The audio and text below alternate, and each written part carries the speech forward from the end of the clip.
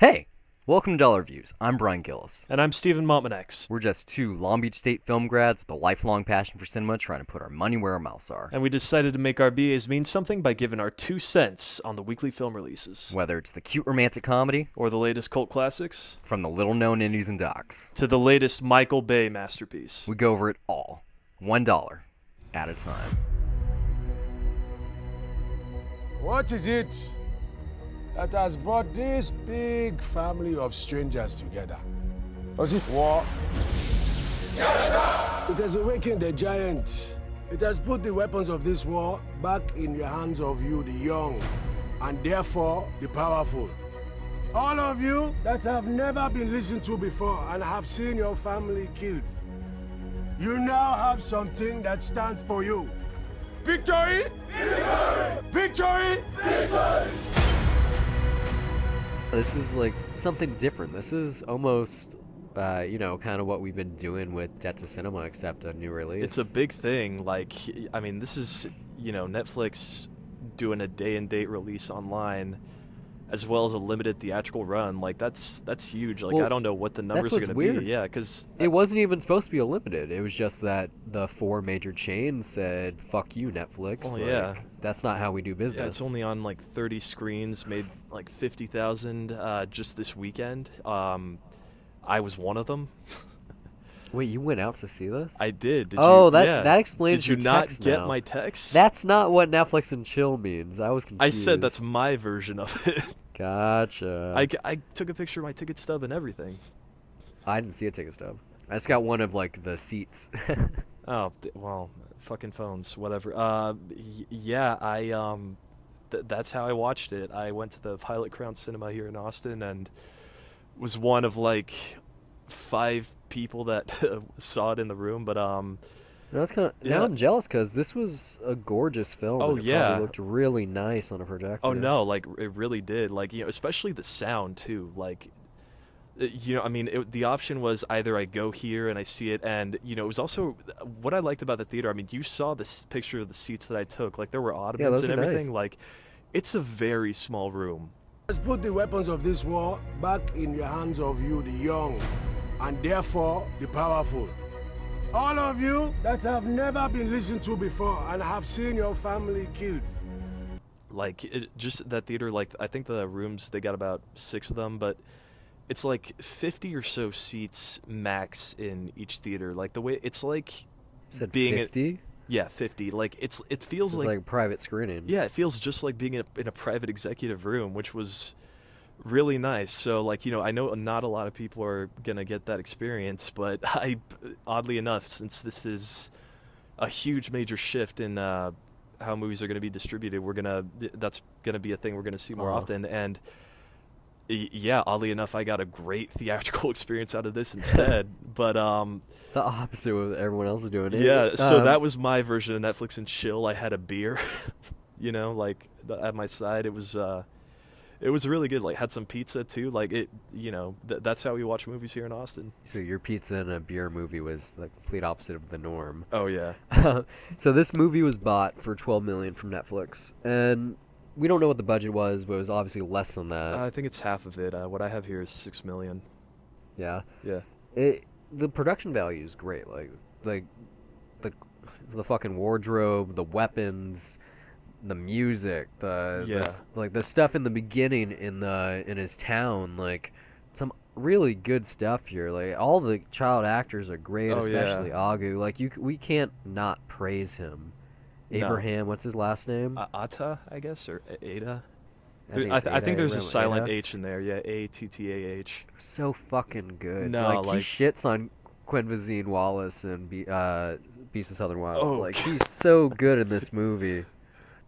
You know what? Completely different movie there, but no, I'm not gonna go that far. It's funny though. There are a lot of Beasts of the Southern Wild parallels that Well, are in this. Cary Fukunaga worked on that director's short film before that film.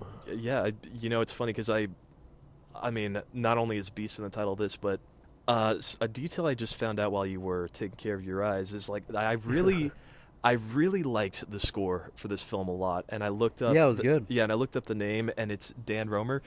And he's the guy that he co-composed the score of Beasts of the Southern Wild with Ben Zetlin, and that's one of my favorite scores of probably this decade, honestly. Really sold the feeling but here of it's her just world. like the score. It's like so. It's a very strange mix of something that feels hopeful and at the same time is very tragic. I mean, mixed also with the children Yeah. and their songs, and then the war songs, and then in the beginning more tribal and hip hop a little bit also. Yeah, I mean it's really weird to describe the tone of this movie because It does have a really weird shit. Well, I mean, it makes sense in terms of Yeah. the story, but like that first almost a third of it, like is one thing, and then the rest of it is completely different, which makes sense. It's because it's kind of the way that Agu grows up in the story. But I loved the way it opened, especially with Imagination Oh, CD. yeah. Like it almost like it was kind of like Children of Men, or not Children of Men. Sorry, City of God a little bit. Uh-huh. Like it had like that like playful kids, like he's gonna be a movie director type thing going for it. Like I love that sequence. It was so good, and then it switches so hard on you to something else. You know, it's not like it's unexpected. You know, like you go into Yeah, this, you you know what it's know what about. it is, You know it's yeah. going to be rough. You know it's going to be a horrible viewing experience, and like just you're waiting for that moment to happen where just shit's going to go south. Like it's not exactly a mega happy opening, but he's a kid. He's getting by. He's finding ways to have fun. As are the other kids there. I mean, the 3D TV thing. Not even just was the such a 3D, great but like gag. that whole like, just that whole sequence. sequence, yeah. But like, just that kid's face, like that's how you start a movie. Yeah. It was so nice. like right away, it works because you're totally with this kid, like, and you Yeah. totally care about him. And then you see him just slowly just getting absorbed into this world and just fully embracing it, which is absolutely frightening. And have you seen anything else that Cary Fukunaga has done besides the first season of True Detective? no, actually, I still haven't seen Sin Hombre yet, You need to see that. Jane Eyre. Yeah, I know. Yeah, I haven't seen Jane Eyre either, which is also on Netflix right now. I know. Well, you got your reasons why, but I mean, yeah, no, like he's really good. He also shot this. I mean, really Yeah. well shot. Like That Technicolor dream sequence in the middle when when Agu goes on heroin. Oh my Yeah, god! like- Like that looks so good. it's a very.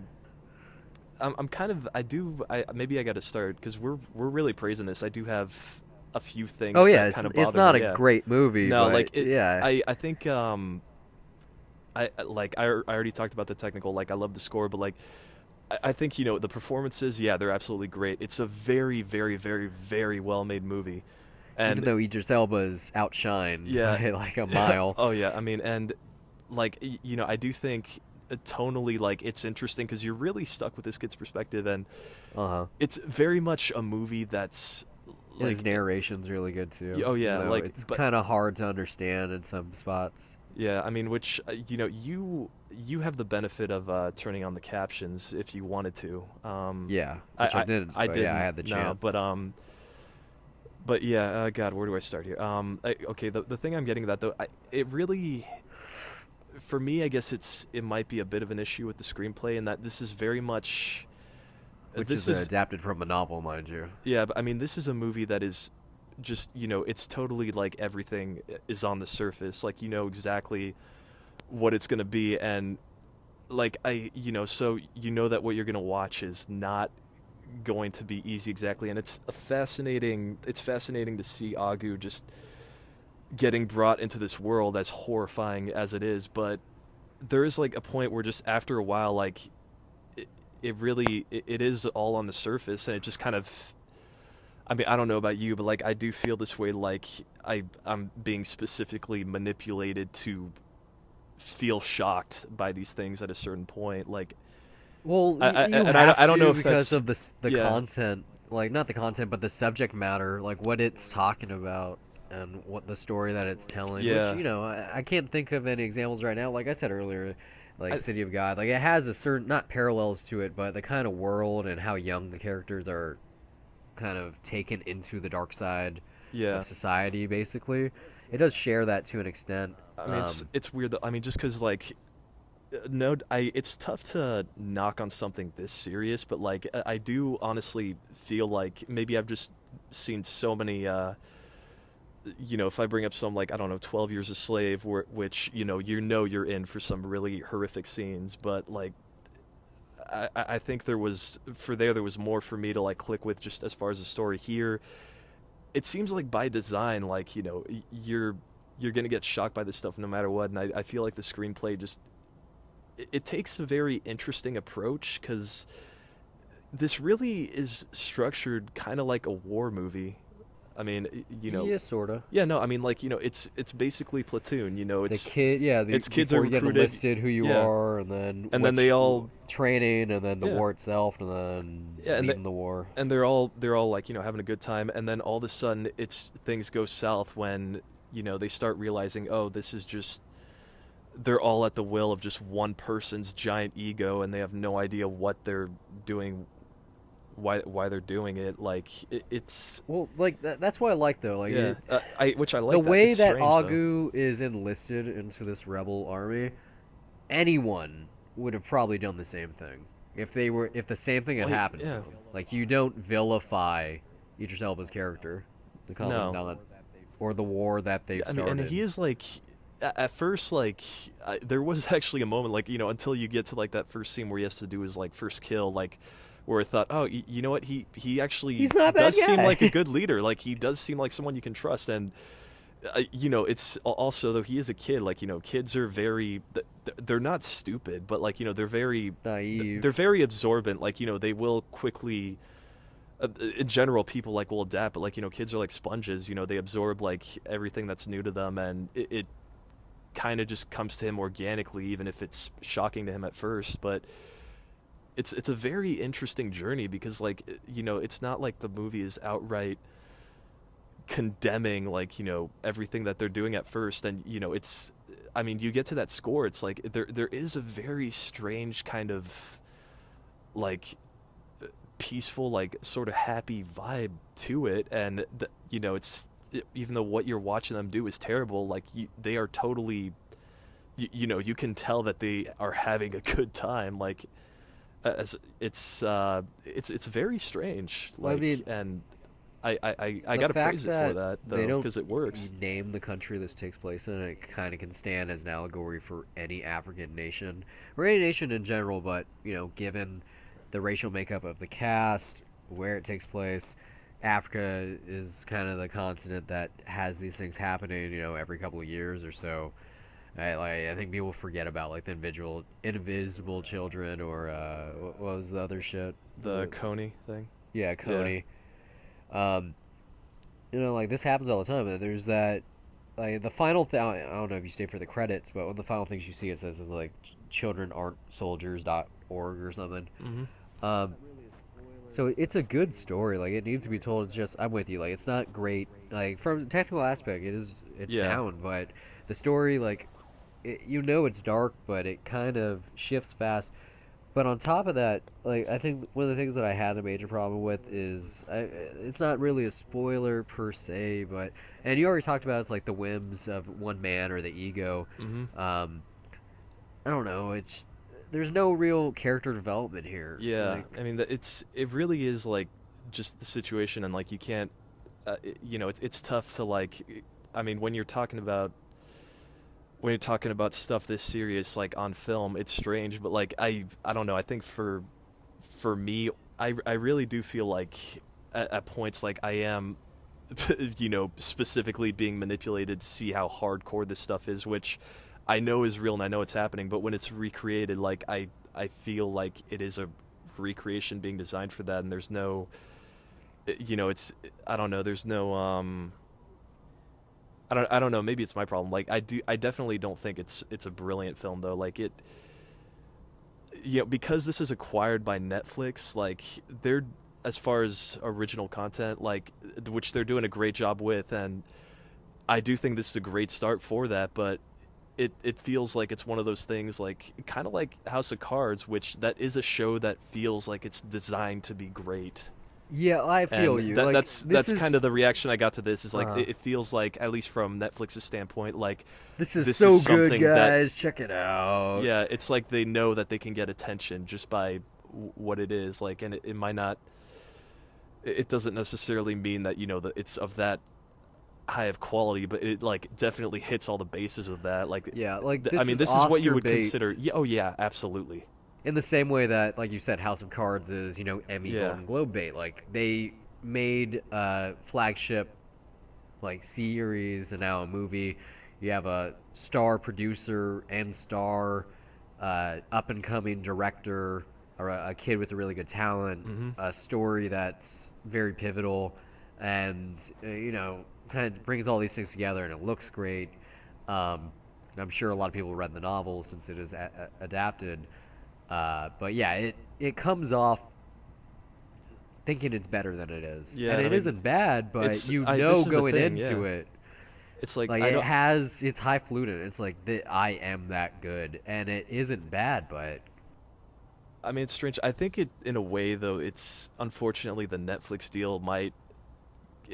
Maybe it just kind of it does affect my viewing experience. I can't help it because this was made before, like Netflix acquired it. It's not like they made it with a specific yeah, plan. Netflix didn't make this. Yeah, Exactly. so, They sold I mean, it to Netflix. Yeah, so I mean, this is a very small budget film. It's a project that Cary Fukunaga like wanted to do, that he took serious, that he was passionate about, and I don't know. I mean, the Netflix deal. It's I don't know. It's thinking about knowing about the business end, and I'm sitting in a theater and I know that someone else can watch this on their tablet right now, and I know I know it's going to get attention, and these are unfair criticisms against the movie, but it really is getting the attention that it's getting because of this deal, and that's Definitely. I mean, Yeah. even if it hadn't, it still would have got attention for the performances and yeah, the way just- it looks, but and the not nearly story. as much. Like, Of course not. But Yeah. like then again, it is not by chance that Netflix raised their subscription price a couple of weeks before this premiered. Mhm. There are people that definitely subscribe just for this film, and I don't think they'd be let down necessarily because it is a good film that is definitely worth your 2 hours. But and that's what's funny here. You can't even buy this for $1 if you wanted to, since it's on the internet. it'll hit Blu-ray at some point. Oh yeah, Netflix does that, but I'm just saying, like, our recommendation model doesn't even fit here. Well, you can stream it for, I don't know, what is it, like, is it $8.99 now? $9.99. $9.99. Well, it's $9.99. Oh, Yeah. Yeah, and I paid even more than that just for a ticket. I'm rebelling against the streaming system. No, I mean, not on purpose. Like, this was actually very much worth seeing in a theater, though, especially for the sound. Like, the score sounded great, but just, even the moments where, the town's being raided and they're hiding in that shack, like, just this. The bullet. Yeah, like, ricochets. just the activity going, like, around that's muffled. It's like, it's really frightening, and Yeah, it really listen to works. this with Like, my my 5.1 headphones. yeah, well, which are not truly 5.1. Yeah, I don't give a fuck. Okay. Nah, but Better I mean, than regular stereo. yeah, but I mean, it's a really good film. I like it. It does feel like that Oscar bait film, and I'm sure they're gonna push for it, and Oh, whether yeah, or definitely. not the Academy will honor that, because I think the kid will get nominated I mean, for, yeah, as weird as it yes. sounds, best supporting actor. I mean, Because yeah, they do did the that same on thing occasion. with they did that with Convention Wallace, didn't they? Yeah. Or did she And get a a couple other lead? things. I think, No, she was definitely supporting. which is stupid. Yeah, it's very stupid. It happens on occasion because the Academy is very stupid. Yeah, but back to this though, it's really good. A lot of people are going to check it out. It's definitely worth the time. I have tiny problems with it that unfortunately, like, I can't help but think about them, because this deal does, knowing about it just kind of affects my experience viewing it. But I'm not sure if the Academy's gonna pull that technicality of, like, oh, because it was available online first, it doesn't count, even though they got the limited theatrical run. The reason why they did the theatrical is Yeah, no, 'cause no, they that's why, followed so it can all the rules qualify. for the Academy. They're fine, trust me. Yeah, They would have but- not done the theatrical release if their it wasn't the fine print. Yeah, but you don't know if the Academy will recognize that, or They're definitely gonna recognize it. yeah, I don't know. Maybe we'll see.